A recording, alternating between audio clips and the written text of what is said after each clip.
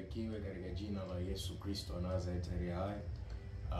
Kwa muda huu mchache ambao Bwana Yesu ametupatia, napenda kuzungumza na wewe mambo machache ambayo ni kukumbushana katika nyakati ambazo tuko nazo.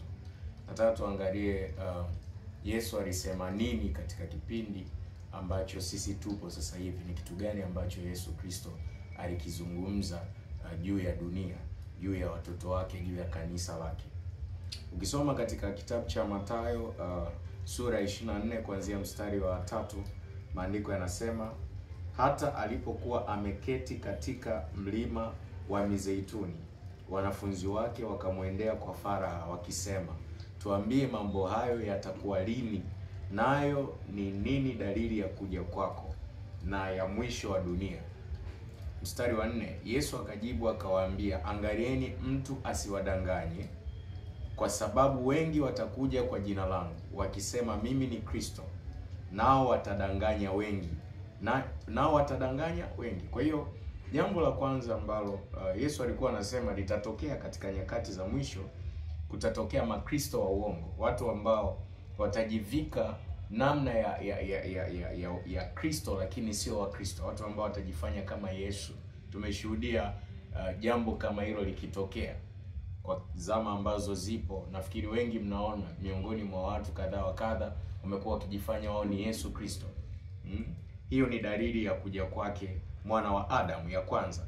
Mstari wa 6 anasema, nanyi mtasikia habari za vita na tetesi ya vita, angalieni msitishwe. Nanyi mtasikia habari za vita na matetesi ya vita, angalieni msitishwe, maana hayo hayana budi kutukia, lakini ule mwisho bado. Hayo hayana budi kutokea, lakini ule mwisho bado. Jambo la kwanza ni watu kujifanya kuwa Kristo. Jambo la pili ni kwa habari ya tetesi za vita au vita mahali kadha wa kadha. Hii ni dalili ya pili ambayo inatuambia kwamba Yesu yuko karibu kurudi, lakini Yesu mwenyewe anakuja kuipinga hapa mbele. Anasema hii ni dalili tu, wala sio kwamba wakati umeshafika. Kwa hiyo kuna mtu mwingine anaweza akasema kwa sababu ya vita zinazotokea sasa hivi Yesu anarudi leo, lakini Yesu mwenyewe amepinga mbele, amesema hizo ni dalili mojawapo za yeye kurudi, lakini mwisho bado. Kwa maana mwisho hamna anayeujua bali Baba aliye mbinguni. Kwa hiyo ukiona mahali kuna vita au vita zinaendelea, tetesi za vita zimekuwa nyingi, jua ni dalili za mwisho wa dunia au dalili za ujio wa Kristo. Lakini hazituthibitishi moja kwa moja kwamba Yesu anarudi lini, ila zinatufanya tukae attention tukimsubiri mwana wa Adam, na ikianza kutufafanulia kwamba anytime kuanzia sasa hivi Yesu anaweza akarudi, lakini hatujui muda, ila tuanze kujiweka tayari, kwa sababu vita ni miongoni mwa dalili ambazo Yesu alisema kwamba zitakuwa pale ambapo yeye atakuwa anakaribia kurudi. Mstari wa 7 anasema, kwa maana taifa litaondoka kupigana na taifa na ufalme kupigana na ufalme, kutakuwa na njaa na matetemeko ya nchi. Jambo la 3 ni njaa. Jambo la 4 matetemeko ya nchi. Kwa hiyo kutakuwa na, anavyozungumza njaa anazungumza kwa habari ya ukosefu wa chakula, ukosefu wa fedha, ukosefu wa kiuchumi. Watu wengi watakuwa nalalamika kwa habari ya uchumi, maisha magumu na vitu kama hivyo. Tunaona watu wengi sasa hivi wanalalamika kwa habari ya financial, mambo hayaendi, njaa, mataifa kadha wa kadha, watu wanalia njaa. Kwa hiyo hizo ni miongoni mwa dalili za kuja kwake Yesu Kristo. Lakini pia Yesu anasema matetemeko ya nchi mahali fulani.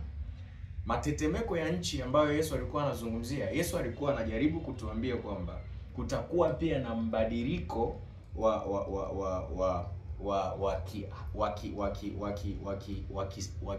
science katika hali ya kidunia. Kutakuwa na mbadiliko, mambo ya matetemeko, mambo ya majanga ya kidunia, majanga ya asili ya kidunia, matetemeko, mvua zisizokuwa za kawaida na vitu kadha wa kadha. Ila Yesu hapa alikuwa ameiweka kwa namna moja. Kwa hivyo vitu vyote sio kwamba vinatuonyesha kwamba Yesu anarudi leo, hapana. Hizo ni dalili za ujio wake Yesu Kristo. Kwa hiyo hiyo ituweke tayari kwamba anytime kuanzia leo Yesu anaweza kufanyaje? Akarudi. Mstari wa 8, hayo yote ndiyo mwanzo wa utungu. Yesu anasema, anaendelea kufafanua, hayo yote ndiyo mwanzo. sio kwamba tayari anarudi, bali ni mwanzo wa kuja kwake, au ni mwanzo wa sisi kuanza kukaa attention tukimsubiri mwana wa Adamu. Mstari wa 9 anasema, wakati huo watawasaliti ninyi mpate dhiki, nao watawaua, nanyi mtakuwa watu wa kuchukiwa na mataifa yote kwa ajili ya jina langu. Jambo lingine ambalo Yesu anakuja kutuongezea hapa ni kwa habari ya kusalitiwa kwa kanisa lake. Kusalitiwa, anaposema watawasaliti ninyi, akiwaambia wanafunzi wake kwamba watalisaliti kanisa. Kuna baadhi ya watu watakengeuka ndani ya kanisa, watatoka ndani ya kanisa na kujiunga na imani nyingine na kujiunga na njia nyingine. Wataacha kanisa la Mungu na kutoka nje ya imani ya Kristo na kuanza kufanya vitu ambavyo viko kinyume na kanisa. Lakini pia anasema, nanyi mtakuwa watu wa kuchukiwa na mataifa yote, na kutakuwa na kuchukiwa kwa kanisa la Mungu. Kwa hiyo ukiona kanisa la Mungu linachukiwa kwa namna yoyote ile ulimwenguni, na ukiona kuna baadhi ya watu ni wasaliti ndani ya kanisa, jua hiyo ni sababu mojawapo ambayo Yesu aliitoa ya kutufanya sisi tukae attention tukimsubiri kwamba anytime anarudi. Hiyo liwe jambo la kwanza la wewe kujiweka tayari kwamba Yesu yupo karibu kurudi. Mstari wa 10 anasema, ndipo wengi watakapojikwaa, nao watasalitiana na kuchukiana, na manabii wengi wa uongo watatokea na kuwadanganya wengi. Anaongezea pia kwa habari ya upendo wa watu utapoa, watachukiana, lakini pia manabii wa uongo watatokea. Tumeona sasa hivi kuna mambo, baba anamuua mtoto, mtoto anamuua baba. Kuna mambo ya ajabu ambayo yanaendelea kwenye dunia ambayo binafsi na wewe pia yanaweza yakawa na kushangaza kwa namna moja au nyingine. Ukiangalia mtoto anamuua baba, ni namna mojawapo ya kugundua kwamba upendo umepoa. Mtu kumuua mwingine anaona ni kitu cha kawaida, ni namna ya kuonyesha kwamba upendo tuliokuwa nao zamani sio uliokuwa sasa. Kwa hiyo hii ni dalili pia. Na kwa sababu ya kuongezeka maasi, upendo wa wengi utapoa. Yesu alimalizia kwa kusema hivi. 13 anasema, lakini mwenye kuvumilia hata mwisho ndiye atakayeokoka. Kwa hiyo ujumbe wangu siku ya leo, chochote kile ambacho kitaendelea kwenye maisha yako au unachokiona au kukisikia, wewe Mkristo kokote pale ulipo, nataka nikuambie kitu kimoja. Katika kipindi ambacho kanisa la Mungu linapitia changamoto, linapitia magumu ya aina yoyote ile, aidha wewe binafsi mshirika au watu kadha wa kadha au watumishi wa Mungu, ni kipindi ambacho tunatakiwa tukae tukimuomba Mungu, tukae tukimlilia Mungu, tukizungumza na Mungu haja zetu. Kwa sababu Yesu alituambia mwishoni, mwenye kuvumilia hata mwisho ndiye atakayeokoka. Tunawezaje kuvumilia? Tunaweza kuvumilia kwa kukesha na kumuomba Mungu, lakini pia tunaweza kuvumilia kwa kumtafuta Mungu hata mahali pasiri ambapo wengi wanaweza wakashindwa kutudefine kwa namna ya nje kwamba hawa watu wako wapi, hawa watu imekuwaje, hawa watu wamepotea, hawa watu hawaonekani. Lakini sisi kwa muda huu tutakuwa tuko kwenye vyumba vya siri tukimlingana Bwana.